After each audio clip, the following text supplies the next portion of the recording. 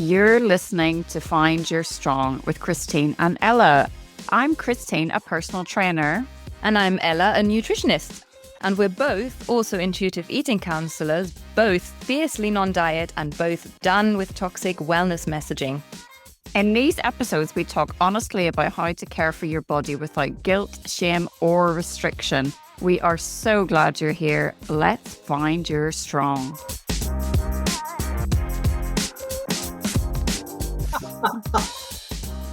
Hello. Tasha and Brandon, you're back for part two.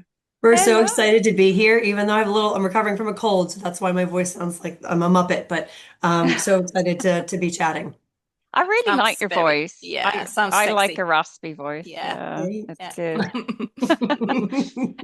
So we had such a good conversation last time. We were desperate to get you back on, because we were talking about burnout, and discipline versus capacity, and it's something which our clients, and we have quite different clients, but similar in some ways, but in different areas. But that really ties all of our clients together. It's that. Yeah. It's that idea of, pushing too hard all the time, perfectionism, burnout, all of that. It's something that lots of our clients can resonate with.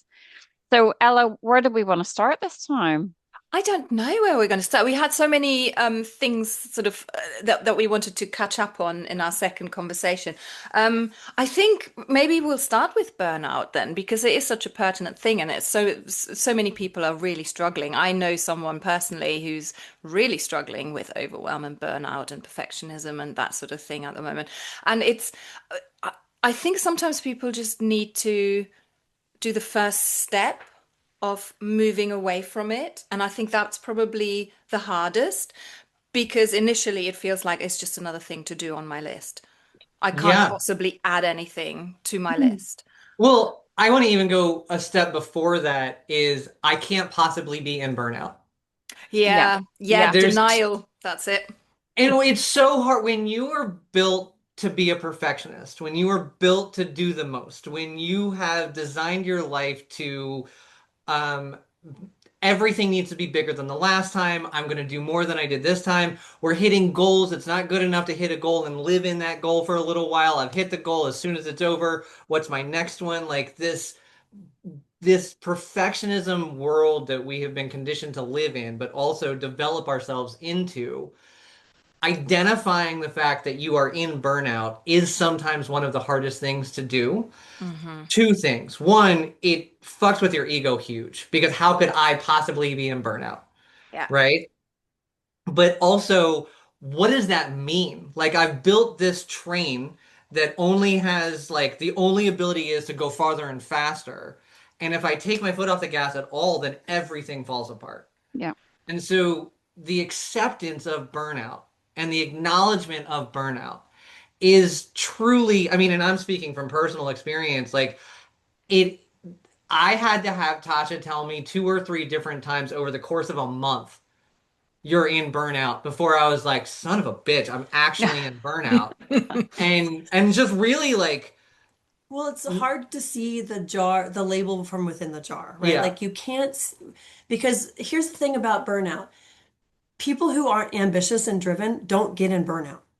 Mm. Like they don't. Mm. And so the people who are ambitious and driven are driving towards their goals with systems and methodologies that weren't designed for their well-being.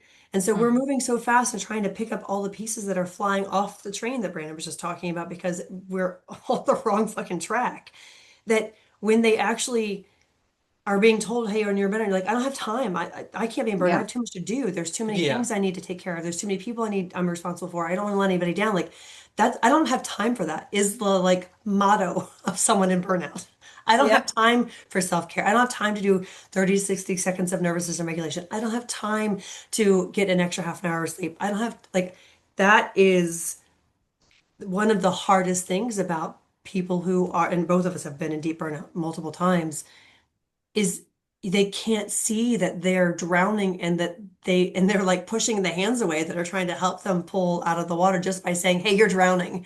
We're like, "No, no, Yeah. I'm fine. I'm just paddling really fast." No, no, you're drowning. You're swallowing water right now. And it's a tough thing, but once someone realizes, "Oh shit, I am drowning." Um, But it is what Brandon said really that stuck with me. It's like the ego thing, and it's not even that the ego that I'm something of a failure if I'm saying I'm in burnout. It's more I'd feel bad saying I'm in burnout, giving myself Yeah. permission to say I'm in burnout, because then that impacts everybody around me, and they'll go, "Oh yeah, what's burnout? Everybody's burnt out." It Hmm. is that giving yourself permission to actually live, be in it and do what you need to do to get out of it. Mm. it touches everything. Yeah. And so that means when you acknowledge it and you receive that truth, like not just intellectually, but like you feel like, oh, though this is real, like this is really happening, regardless of people who are like side-eyeing you and saying, everybody's in burnout, Yeah. everybody's tired. And in addition to flicking them off, you have this Sorry. moment of, oh, that means I'm going to let every single person down Mm. that I've said I'm always there for you. They're used to me Yeah. being showing up. They're used to me being answering the phone. They're used to getting a text 30 seconds later.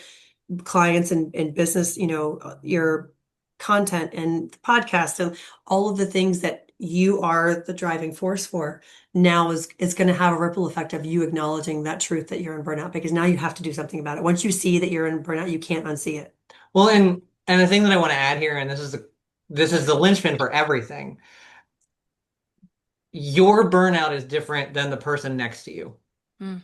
Like there's no like cookie cutter, this is what burnout equals for us to be able to be like, no, those things don't apply to me. Well, of course they don't apply to you because your life has so many complex things going on at one time that you've designed your own special flavor of burnout. Tasha's flavor of burnout was much, much different than mine.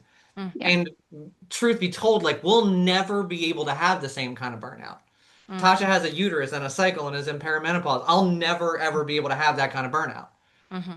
I have social expectations that are put upon me that I choose to not engage in anymore. But because of that, Tasha's never going to have the same kind of burnout that I'm going to have. And the Mm. same thing for the person that you're talking about that like it's hard for them to see that they're in burnout potentially Hmm. because of the fact that they're just looking around going, this is just my life. Hmm.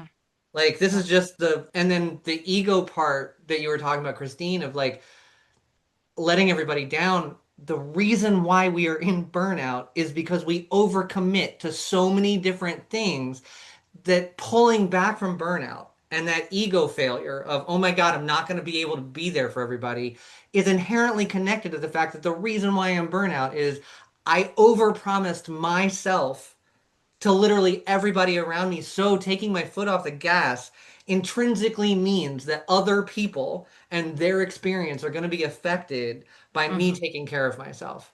So I'll Hmm. Yeah. just put it off another week. Yeah. Yeah. And do you guys, so obviously you're working together and you're working hard. Do you ever find yourselves heading back in that direction? And then do you sort of stop each other? Do you recognize the signs really early? Do you know what I mean? Because it's Yeah. Yeah. once you've been there, it's kind of you can get back there quite easily. The path is paved well, right? Yeah. Like it's not hard to find. And the reality is that, and this is such an important part, I'm glad you asked this question. Burnout isn't because you did a bunch of shit wrong, Mm. right? Like burnout is because of the systems that we're Yeah. living in, Yeah. Hmm. the hyper independence, the worrying about disappointing everybody rather Hmm. than not choosing and refusing to disappoint yourself. Hmm. The systems that are at play that we're all living in is why any of us are in burnout. Because if we were allowed to rest, if we were given permission to take care of yourself rather than making sure you don't disappoint me, none of this would be happening. Mm. Yeah. So That's huge. foundationally, we're all set up to be in burnout. So yes, we have both been in burnout over the years since we discovered all the things we continue to learn. Mm. And it's so much easier to spot and move off that path. One, when you have your burnout coach living with you and sharing Yeah. a bed. Mm-mm. But two, when you know that it's not the result necessarily of you doing wrong things, it removes the Mm, shame so you can start making different choices, which is such a crucial part of burnout, is not mm. having that shame pile on top of it. I will say that Uh, because we are so attached to the devices that got us burnout, pointing out to somebody, hey, you're doing too much of X, Y, or Z is the fastest way to make somebody double down on what they're doing.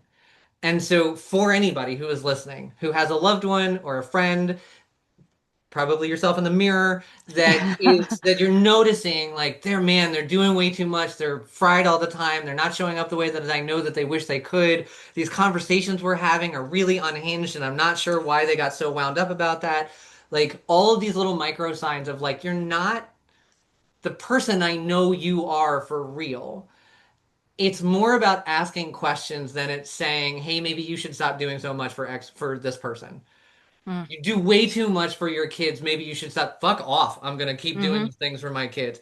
But asking questions like, "Hey, do you need to be the one to do that, or is there some way that maybe you could do a little less and they could pull their weight a little more?" Or like for me personally, like I have been the cook of our family for the last 20 years. Thank When God. when Tasha got sick and the kids got sick, then it was not just I'm the cook of my family because Tasha doesn't like cooking and thinks she's bad at it. It was if I'm not the cook of my family and I don't learn how to cook in a very specific way, quite literally we're looking at possible people dying. And mhm, so that responsibility that was not contrived but was very real became part of the identity that I began to build for myself. And mm, so the idea of Tasha taking cooking away from me was which was part of my burnout, mm, was just inconceivable. Tasha asking me, "Hey, do you think you'd be up for me and the kids helping out do things like prepping food? You'd still cook, but we would just do the beginning labor." That question was asked of me a lot before I became comfortable with the idea of releasing some of the responsibility. But when you're talking to people that you know are in burnout or you think are getting there, it's about asking questions, not giving directives, because we all, in Or fact, are Mm. perfectionists. or giving observations Right. that mm, sound like shame. And so to mm, your question, Christine, like what do we do? We ask each other a lot of questions. So like I'll ask Tasha, "Hey, like I'm noticing you're doing that thing. Is that something you're doing on purpose or is it something that's just happening?" And then she'll sit with her feelings about that for a We're gonna while. be real honest. Sometimes the answer is I'm doing what the fuck I want. And then later I will have the healthy reaction that he just described. That was very generous of you. But Yeah. that's not how it goes at first. And it's important to me that we talk about that because that initial reaction, if we didn't have the practice with each other of knowing that Brandon had to develop the capacity to be okay with me being pissed off that he asked me that question, mm, which is not where we were the first 10 years we were together and married and navigating this life together. He had to be okay with me snapping back at his observation and asking a kind, mm, compassionate, calm, grounded conversation mhm, to for me to be able to walk away and go, motherfucker, blah, blah, blah, like cranky and shitty about it, to then go do my own regulation practices, mhm, to hear someone who has shown me nothing but love and respect and support to say, okay, he's saying this not because he wants me to do something different, he's trying to control me, but because he's seeing something that I can't see. And mm, now that I hear that, I do need to consider that. Am I doing this really because I want to and it's aligned with my goals, aligned with my capacity, aligned with my values, or am I doing this because I'm worried about letting somebody down? Or because I'm worried it's not going to get done the right way. These are all perfectionism patterns that he knows that I have because we talk about them honestly. And that's one of the key parts about moving out of burnout to your question a couple of minutes ago, Christine. Like, what do you do to get out of burnout? You have to have safe people around you. You cannot move out of burnout if you are in all your relationships trying to protect the shame and keep the shame in privacy. It has mm. to be brought to the surface and be able to talk about where someone's like, I, I'm not shaming you about that. So that's fine. That's safe to say that here. Yeah, And it's not about taking things away. It's just like I'm always going to be the cook of our family, period. yeah, And also, I don't have to literally do steps 1 through 100 for that still to be truth. For that to be part of your identity and your Yeah. caregiving for And your family. Yeah. because I am, that is a big part of how I caregive to our family. And so taking that away from me is genuinely not something that I want. Being burnt out by cooking 4 to 5 meals a day for the last 15 years is not something that I can manage. And so recognizing when we're talking about our own personal burnout, there are pieces in there that are genuinely something that we love that just have the volume turned up to 1 million. And when we're talking to other people or we're identifying it for ourselves, like, what about this do I really like? Is there anything in this that I really like, or is this a role that I got saddled with? And if there's something that I like, do I have to do like everything? And if not, then what is the latest lift to other people where I could just decide not get done? Like I stopped making pretty meals a long time ago. If it doesn't go in a bowl, it doesn't get eaten. Yeah. But it still tastes good. And Main so thing. being able to recognize that is also a big part of it too. Yeah, you've answered like three of my questions, which is fabulous. And thank you, Brandon, for saying that everybody's burnout looks different.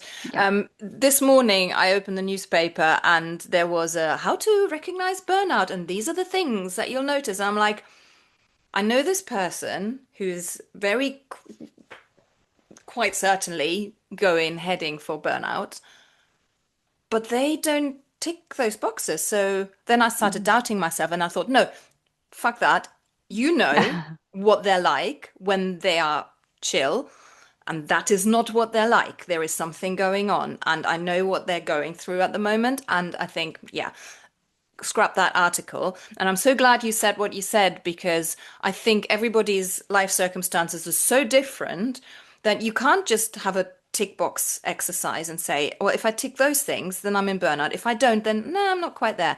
That's complete bollocks, isn't it? So, and the other thing that I wanted to ask you, which you kind of beautifully answered, is how do you tell someone without telling someone? And I love that asking questions. Yeah. And I love that noticing and saying, saying it with kindness and compassion rather than saying, well, you're being all stressed or you're doing that. It's asking and planting the seed and actually expecting a backlash initially.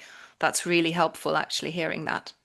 Well, because if you think about, excuse me, where it comes from literally all burnout Mm, when we're working within the system because of the system that's set up that we have to operate within, comes from four different legs of perfectionism. And they're all rooted in shame because perfectionism is a complex trauma response, right? And mm, so if everything you're doing is has this undercurrent of silent shame that you're trying to avoid, mm, and then the solution is more shame about the thing that you're trying to do the right way, there's just no way out of it. And so it took us a bit to understand that's where it was coming from. But mm, once we started communicating with each other in a whatever you're doing right now that seems like unhinged or a little chaotic is mm, coming from this place of I'm so scared someone's going to find out that I've done something wrong or that mm, I'm not good enough. mm, It just we just saw each other as the child version of ourselves where those that wiring was placed. mm, You know, when we were 4 and 5 and 7 and 8 and 12 and 13 and then 16 and 17 and 18, we were given this information by people that were supposed to be protecting us, supposed to be guiding us, supposed to be caring for us. And because of their own unhealed trauma, because of their own stresses of living in this world where the systems are not designed for them to thrive either, mm, we learned these fight, flight, freeze, fawn patterns that look like pickiness and hyperproductivity and procrastination and people pleasing. And it became the identity of how we move through life and how we function each mm, day. And so mm, that it's all, if you don't get to the root, it's all just band-aid after band-aid after band-aid. And so when we just decide we're never going to, in our best efforts, come to each other with shame or criticism and instead curiosity and compassion, then mm. it just is such an easier path out and everybody benefits from that. Yeah, Well, and absolutely. when someone's in burnout, it's because they're afraid something's going to happen. Mm, And so if we can just approach it with so much compassion for God, you must be so to act the way that you are, to be forcing your body to do the things that you're forcing your body to do, not eating when you and not taking breaks and not eating instead putting more work in, getting up early and working later. Like all of these things that don't support our system naturally. That's all forcing your body and your mind and your emotional state of being to be in so much stress. What could you possibly be so nervous about that is your solution? You And must be so scared. you must be so scared. And so Mm. instead of just being like, hey, fucker, you're in burnout, stop it. Like, how about we come with compassion and be like, is there literally anything I can do today to take the load off? Anything Mm. at all. If it's turning the radio on, or if it's washing the dishes, or if it's just like being able to recognize that the person that's going through that in front of you is trying desperately to stop something that in their mind is the worst thing from possible happening from happening, then we can show up and start asking questions and recognize that to them, this is the only way that I'm going to survive. Why in the Mm. world would you take someone's survival mechanism away from them? Mm. As opposed to being able to show up and saying, hey, what are you trying to survive?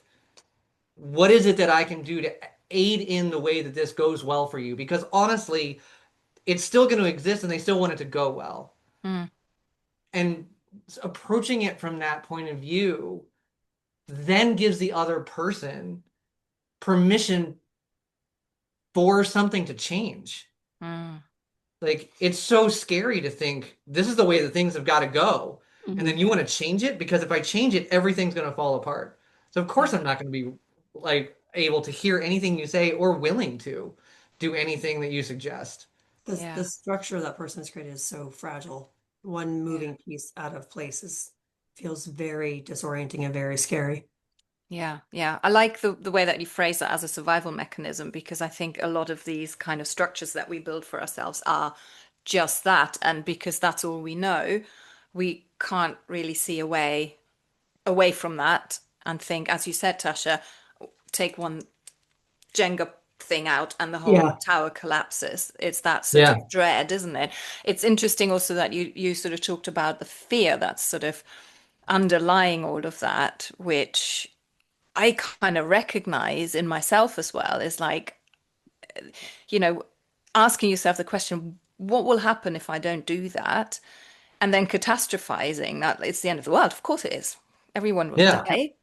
You know, it's ridiculous when you kind of say it out loud, but that's the feeling that our bodies get. So you mentioned earlier, Tasha, I just want to touch on that, and I want to move into how you guys deal with neurodivergent versus neurotypical, and I don't like that word, but I'm using it here for comparison's sake. How you apply those kind of things to people whose brains work just in a different way. So the nervous system regulation that you mentioned, that is something everybody can do, right? That's everyone can start doing that whenever. What would be a very easy first step on that for someone who's never done anything like that before? What would you suggest?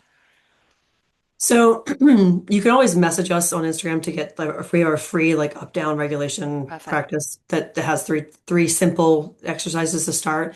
Um, but the thing some tips on starting nervous system regulation. Please, for the love of all that is holy, do not try to do 5, 10, 15-minute practices because Mm-hmm. it's just too much for your system. Mm-hmm. When you're in burnout and you're moving at the pace that you're moving at, even when you're frozen in that freeze state, your system is coming out of that and then going at a million miles per hour. When we are moving at that pace and then we demand that we sit still and listen to a meditation for 10 minutes, 12 minutes, and we're just going to be quiet with our mind, our thoughts, absolutely fucking not. No. Like that's why none of us can do it because Mm. we're slamming on the brakes and then slamming into a brick wall. And so one of the hacks that we discovered for the longest part as possible is doing a 30 to 60-second practice to start. And for us, and for me in particular, it needed to be active. It couldn't just be sitting still. And so there are specific techniques that you can use and you can search and Google, and there's tons of them out there. But simple ones that your body already knows how to do is dancing for 30 to 60 seconds, doing, taking a walk, even if it's around your house because it's hot outside or it's raining or whatever, that movement and just being present with what your body is doing in that 60 seconds um, is going to help just take down the activation level by a notch, half a notch, which is what we're looking for. The other thing is stacking those regulation practices. So if you do the 30 to 60 seconds of walking around the house or taking a walk around the block, and then you're like, okay, but I'm still tweaking out. Like I'm still uncomfortable. I can't think straight. I can't problem solve. I can't be present. Then you do another thing. So maybe it's dancing for the next 30 to 60 seconds and being present and listening and feeling your body while you're doing that. And then what is the next one? And so you're not forcing yourself to focus for long because as a person with ADHD and other neurodivergence, forcing anything, hard pass. It's a hard stop. You're not going to be able to do it. So when you give yourself options, one of the things that we use constantly with our clients, because we don't have a single neurotypical client in our community, is the idea of a menu, a small, medium, large option, but also a variety of options, because making yourself do anything is just another form of perfectionism and force and control. And we're trying to get away from all of that. And so while you do these practices and you want to know what some of them can be for yourself, give yourself the freedom to start learning what your body likes and doesn't like is that intuitive mix that we're trying to find in the nervous system regulation practice. Did I answer your question? Mhm. Yeah, Yeah, and I yeah. I think so. I obviously I've been working with you guys, and which has been amazing. And I find I need different stuff on different days. So Mm. I was re and I also get really into something for a while, and then I get bored and get really into I get really into like a meditation teacher and buy all his books and like everything Mhm. he's ever done, and Like a good ADHDer just does. honestly, I'm obsessed. And then I'm like, nah. And I think it's giving yourself permission to go between them and not, and it's okay to kind of go here one day, here you don't have to tap every single day or journal every single day or and I think when you've hit the spot, and there's obviously no spot, but I know when it's helped and I know when I need more. Mm. So some like the stacking that you're talking about, I know when actually I still feel completely on edge and not ready for my day. I kind of know when I'm like, okay, I can do it. I can do it. Um, so would you say, is there a way of knowing, or do you think it's just that intuitive feeling that, yeah, I feel, you know what I mean? Obviously, there's no regulated, but you feel kind of more able to To like function. function. Yeah. So can you ask the question again for me? Oh no, don't make me do that, Tasha. I want to make sure I'm answering or that we're answering the Yeah, question you're so asking. I'm sort of saying, there is no sweet spot, as in, yay, I'm done, I'm regulated now. Like But how, achieved milestone. but Yeah, Mm. yeah, but how do you know when, okay, I've done the nervous system regulation, and that's how enough. do you know whether you need to stack or you don't? Is that just something that's incredibly personal and it's intuitive? I think yes and yes. It Yeah. is. I want to remind everybody that the goal of nervous system regulation, when you are doing it, is not to feel happy and excited Yeah. about everything that's happening. The goal is to be able to get to a place where you can appropriately assess and respond to the situation around you in a way that's aligned with your goals and your values. Mhm. If you are feeling super activated, you've had a conversation and someone's just wound you way the fuck up, whether it's positive or negative, it doesn't have to be only a bad thing. Sometimes we get so excited and then we just run around and make horrible decisions for the rest of the day because we're going off good feelings and vibes. And so being able to regulate your nervous system, and let's say you have really exciting news and you all at midday, you have really exciting news, but you also have like four things that are important that get done. You have really exciting news, and all of a sudden on a Wednesday, you're like, screw it, I'm taking the rest of the day off so that I can pretend that it's Friday. That isn't actually aligned with what you wanted to do. So being able to get this really exciting news, regulating your nervous system and going like, do I still like feeling blown off the rest of the day? And if the answer is yes, regulate your nervous system again because you started this day with a plan that was aligned with your values and your goals. Mhm. And when you can settle yourself, by the way, I probably do this exact example 3 to 4 times a week because I am the fastest to blow off the rest of my day.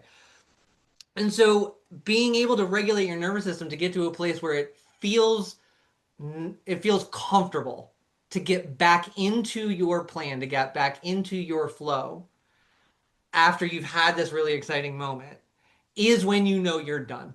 Yeah. Mm. And so conversely, something really awful happens. You've had a really shitty conversation, someone's really rubbed you the wrong way. You are all of a Something sudden didn't go to plan and it's really rocking your world. right, you're doubting yourself, like you just can't get out of it. Your goal is to come back to a place where you can appropriately respond so that you can keep the thing moving forward the way that you want it to go based on your values, based on your goals. And that's what consistency comes from, is that coming back to what was the plan? This didn't go the way I wanted, or I'm feeling stressed, and be able to instead of it taking all day, all week to recover from this um, disoriented feeling that you have takes 10 minutes. Mm. And that's why the stacking can be so beneficial because it gives you your time back and it gives you Mm. your time back with the amount of energy that you deserve rather than being exhausted and losing time, which means you have no capacity to start following through with the things that you've committed to that are aligned with your goals and your values. Mm. It sounds like it's a really valuable exercise to do some goals and values work beforehand, so you're actually clear on what do I want to achieve? Because a lot of the time, I think our goals and values that we think we have are actually not the things that we really, really feel. Do you see what I mean? The kind Yeah. of the values that we think we should have are on our list, but how what we feel is doesn't even get a look in. So I think it's really important to do a little bit of work around that before we start. Well, if you're not sure what your goals are and you're busy all day, Mm, what the fuck are you doing? exactly. Like, like that's what I asked myself, when I was first on burnout and I was bedbound, I'm like looking around, I'm like, what in the hell was I doing all day? Because Hmm. all that shit landed me here. Hmm. Was it actually what I wanted? And this is the thing that we see with a lot of people. They're so stuck in this hyper productivity pattern of like, I've got to feel useful. I've got to feel like I achieved things during the day. Mm. But most of the things they're achieving are for other people's goals.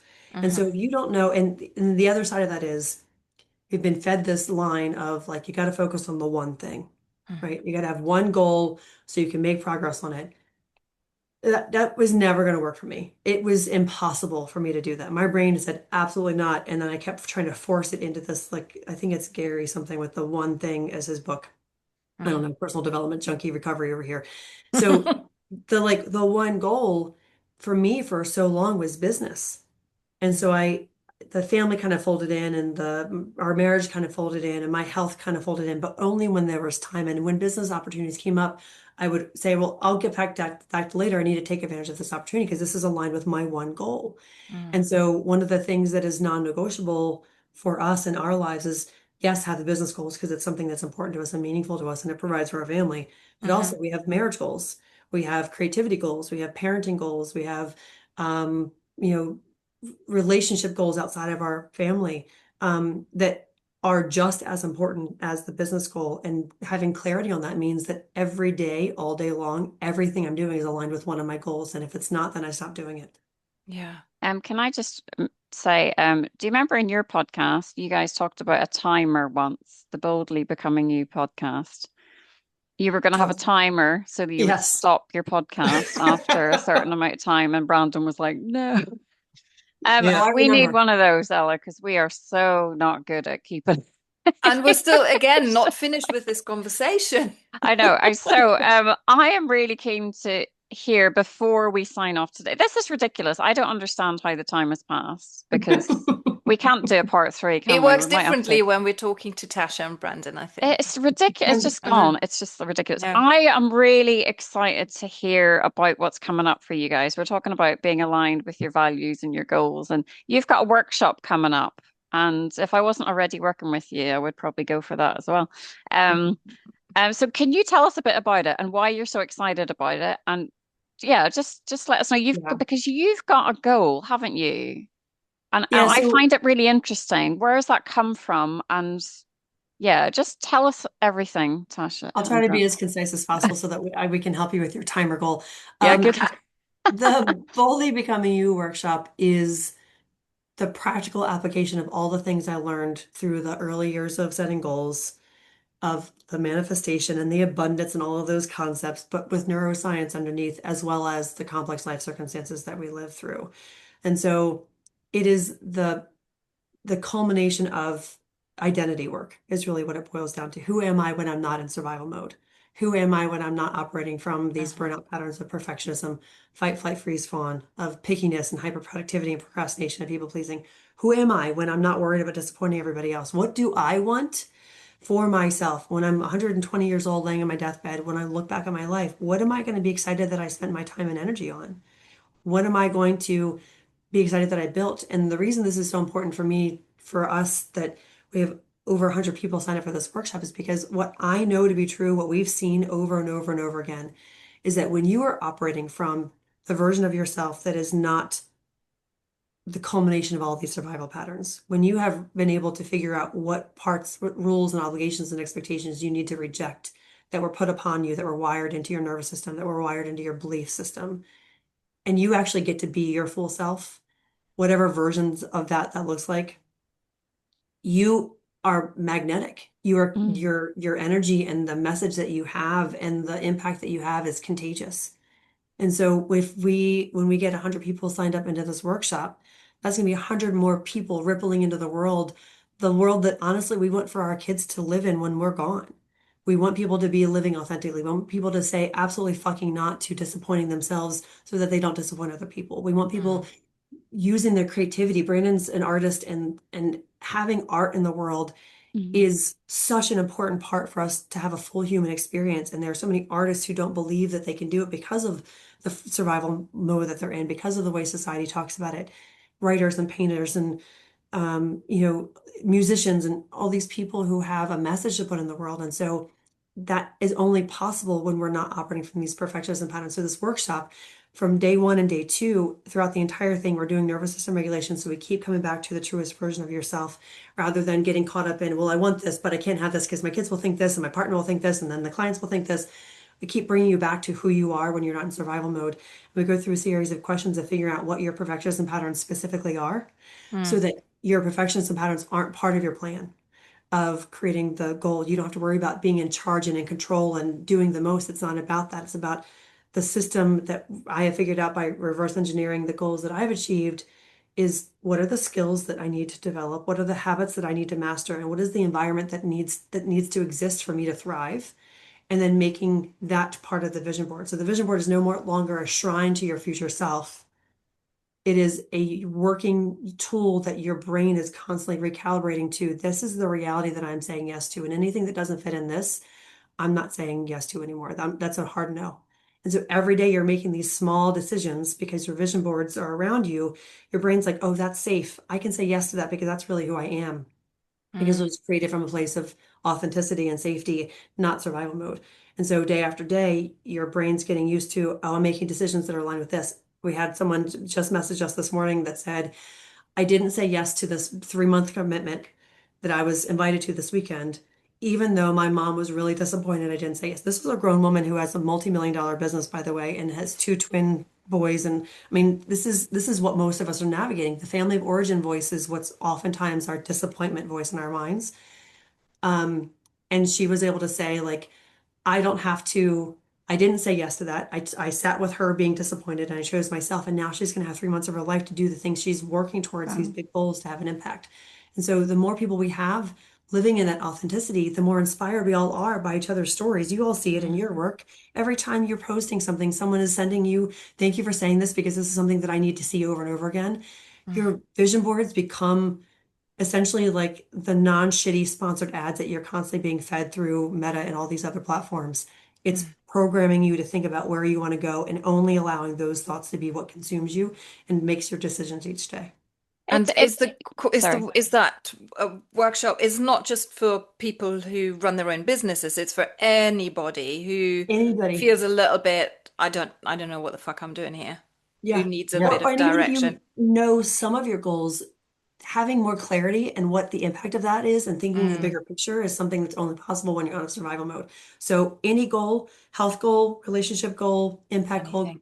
we have people that come in and want to write a book, who want to start a whole new nonprofit. All of that is there. I to Fabulous. that the we do have people coming in with a singular goal, and through the work that they do during the workshop, they realize, oh, in order for this goal to come to fruition, I actually need to embody other goals as well.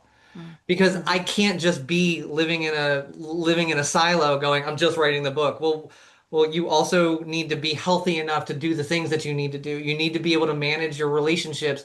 And so they learn about the other parts of their life that typically get left out when we talk about goals. Because it does come back to like, what's your one big goal? Okay, but when you get to that big goal, do you envision yourself having relationships that are still existing when it happens? Because the way we've been learning about goals doesn't actually include that. And so part of this is, yeah, we're going to go in regardless of what your goals are, but as you do the work, because it unpacks your perfectionism patterns, because it unpacks where your stress pops up and how it pops up. You become more aware of, oh, these are the fucking potholes that I've been running into every single time that I've had one single goal, no matter what it was. And the one thing I want to say about vision boards, because we were talking before the podcast Mm. started, and I agree with the both of you. Vision boards, for the majority of my life, I was like, that's some shit that I do not need to subscribe to. Mm. The way that Tasha reimagined vision boards is it's not a wish list that you put on paper that you look at it and if you think hard enough and if you put in more hours, you're going to get the big house or you're going to get the big car. The vision boards that Tasha teaches people to create during this workshop are about embodying the person and the things that you want to be able to have them. And so Becoming the version of yourself that already has those so things. it's being able to look at multiple. She encourages you to create multiple so you have them around. So when you're making old choices, you're actually being stared in the face with new options. Mhm. So it's about task switching that option and that thought process to the more aligned version of yourself, the more aligned choice with your goal. It's Mm. not this like, look at there's this really big house that I've cut out of a magazine. One day I'd like to live there. And then you go back to business as usual, Mm. which it completely changes how you interact with your goals, which to me was amazing and changed everything for us. Mm. Yeah, Wow, I that love sounds so cool. I love the passion that you guys Yeah. talk about this with it. It's just you can it's coming from all your pores. It's just coming out of you. It's amazing. And Yeah. I have said no so many times since I've started working with you. I've said no to so many things that Oh, have Harry, not look. been aligned with my goals or values. And we were talking last time about being kind to strangers and going into cafes and always having to, and Mm. I went away this weekend and I sat on trains and the guy next to me was trying to chat away to me and I was like, No. no, I was very not, I was very, I kind of showed him what he needed and then I was like, headphones on, Great. bye. And Yeah. I love that. that is a tiny thing, but what these, this work makes a difference. And, I'm so appreciative of you guys coming back to chat to us about it. And I really, really hope you get that 100 people because it is so worthwhile working with you two Absolutely. on this. And if we can contribute somehow by people Yeah. listening to this and signing up, this will go out on Friday. So there's still a week before it's Hmm. happening, right? It's 25th, 25th and 26th? 26th, yeah. And Okay. how do people do they just get in touch with you via Instagram? Is that the best way? Yeah. All Yeah. right. We're going to put Fabulous. all your details in the show notes, but thank you Definitely. again. And it's just ridiculous. Time's just gone. It's just gone. Evaporate. Thank you It's just so gone. much for having us. This Oh is no, so no, we much fun. absolutely loved it. And have a lovely rest of your week.